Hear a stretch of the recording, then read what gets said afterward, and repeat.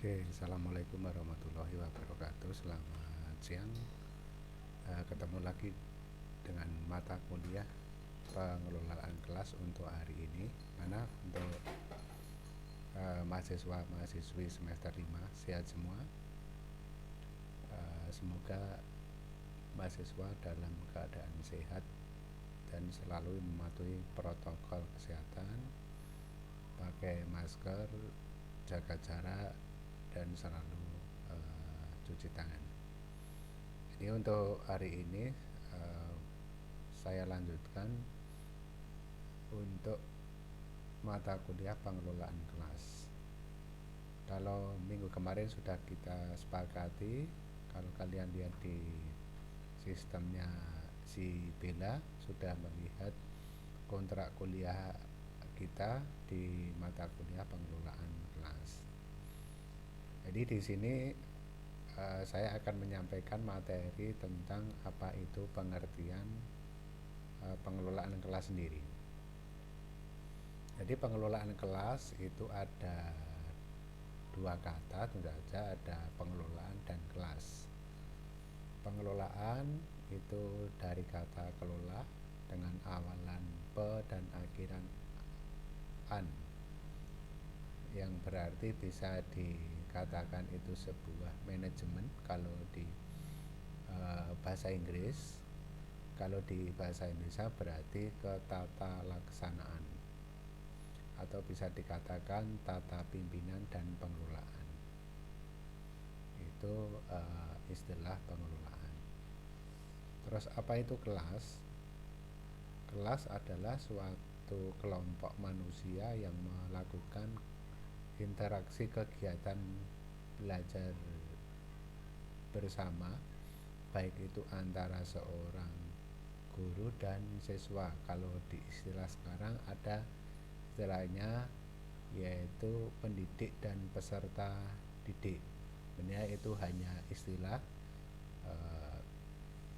secara harfiah itu maknanya sama. Itu jadi apa itu pengelolaan kelas. Saya lanjutkan, yaitu ada beberapa pengertian di pengelolaan kelas. Pengelolaan kelas suatu proses penggunaan sumber yang ada secara efektif untuk mencapai sasaran. Jadi di pengelolaan kelas atau manajemen kelas itu sebagai sumber untuk mencapai suatu tujuan. Terus yang kedua, segala usaha yang dilakukan untuk mewujudkan terciptanya suasana belajar yang efektif atau mungkin yang menyenangkan. Itu mungkin tujuan kita, atau mungkin kalau di kelas tidak kondusif, itu berarti tidak sesuai yang kita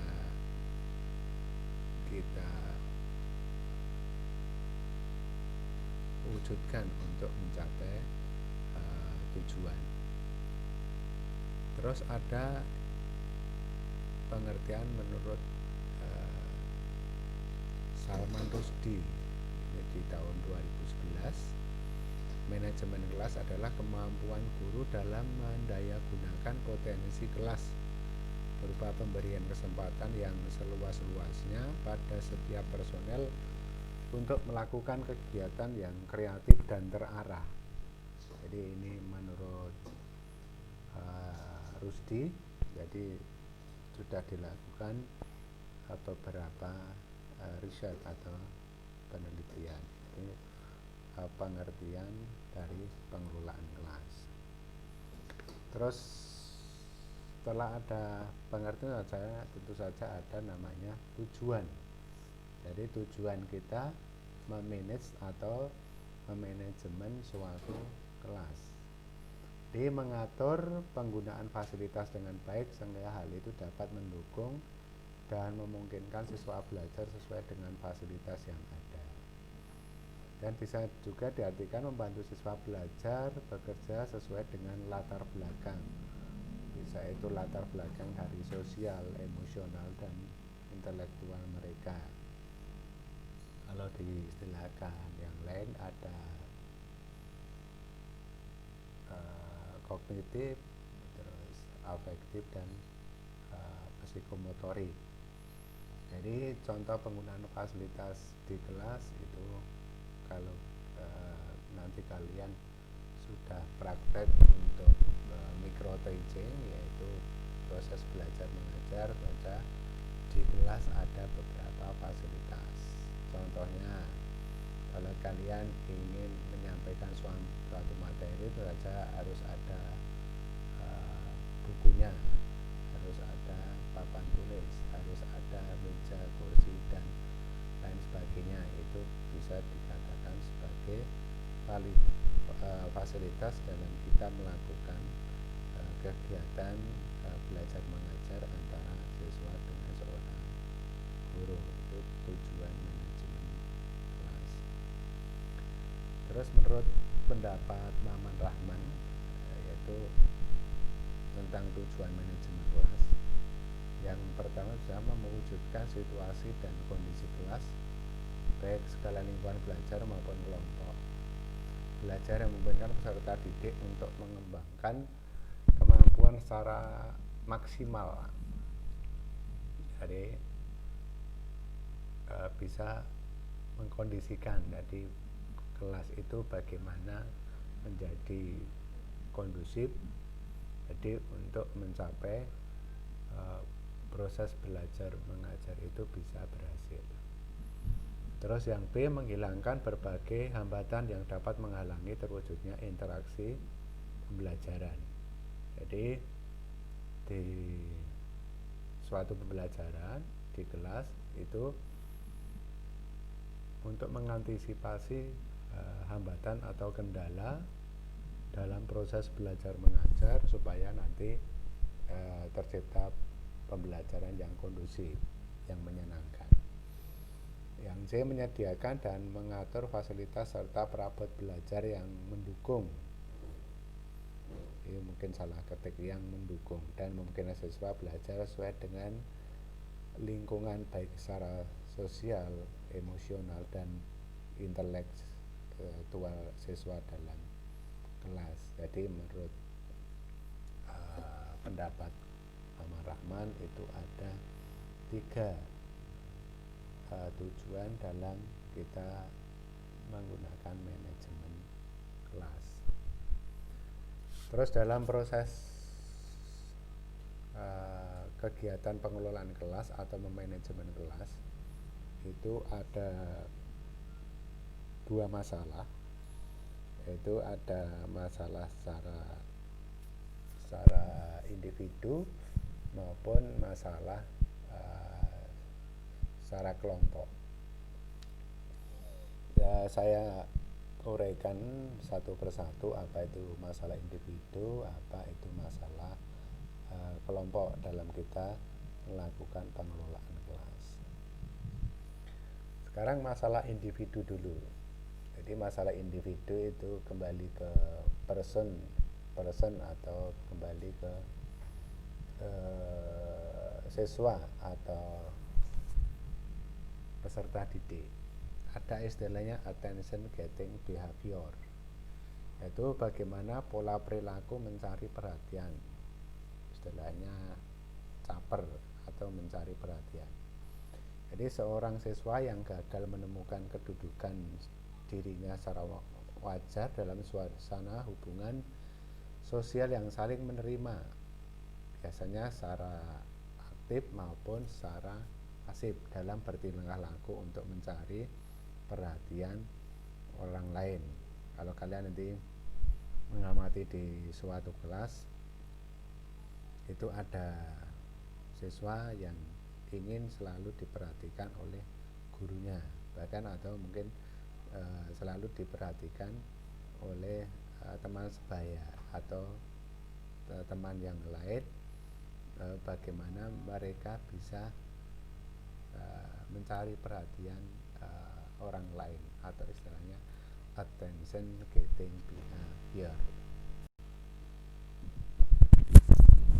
Yang B sekarang power seeking behavior, atau bila bisa diistilahkan yang lain yaitu pola perilaku menunjukkan kekuatan atau kekuasaan, baik itu tingkah laku untuk mencari kekuasaan sama dengan perhatian yang destruktif tetapi lebih mendalam.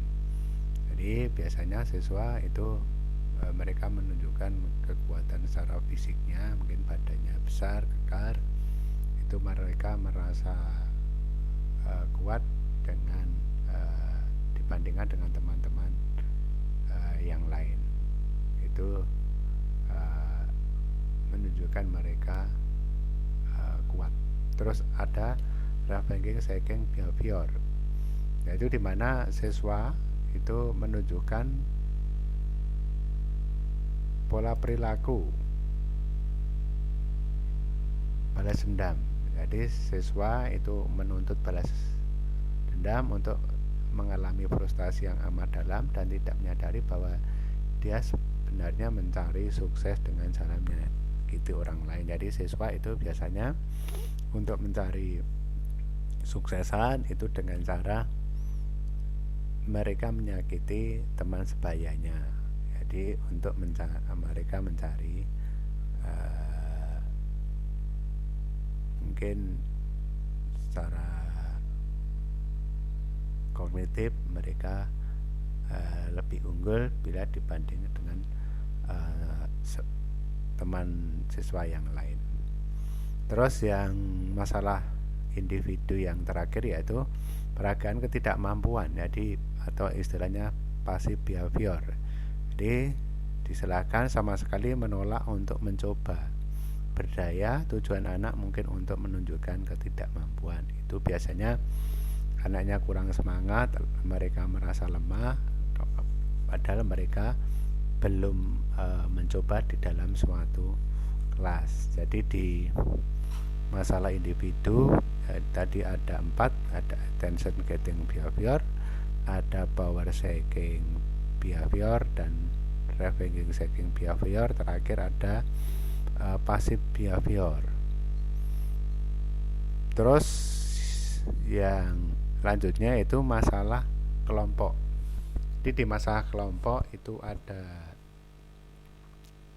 beberapa poin yang perlu kita cermati.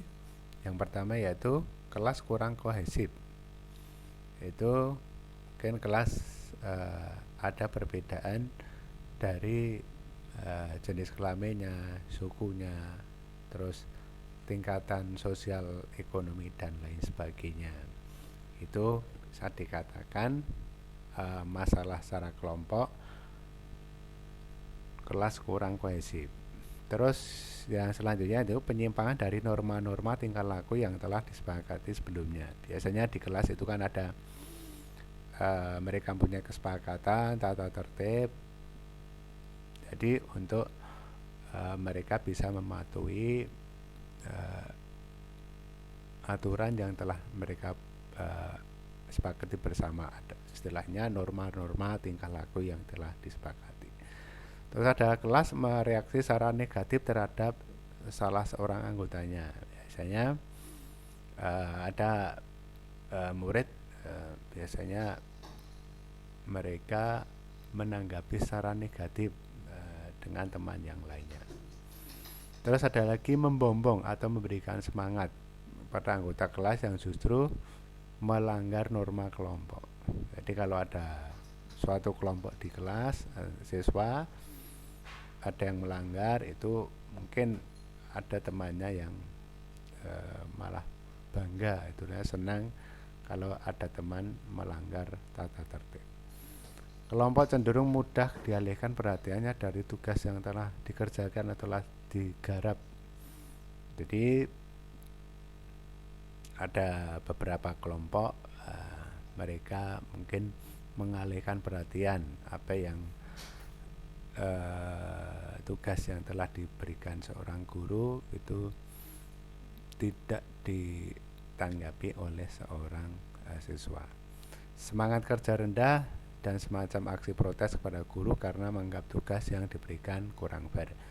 Jadi mungkin tugas yang telah diberikan pada siswa itu tidak diperhatikan dan melakukan aksi protes terhadap gurunya. Terus yang terakhir, kelas kurang mampu menyesuaikan diri dengan keadaan baru. Jadi ada kelompok yang tidak bisa mudah menyesuaikan diri atau lingkungan di kelas, yaitu mungkin ada beberapa kelompok yang ingin membuat gaduh di dalam suatu kelas. Jadi itu untuk di pengelolaan kelas ada masalah secara individu dan masalah secara kelompok. Jadi untuk materi hari ini sampai di sini dulu. Jadi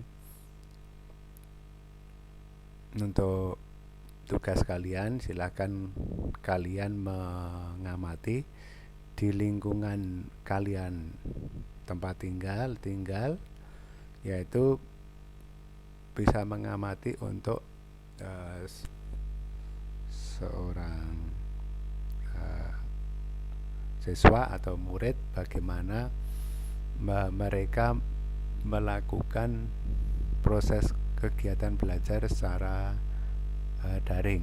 Jadi kalian bisa mengamati apa kekurangannya dan kelemahannya, dan kalian bisa memecahkan masalah dari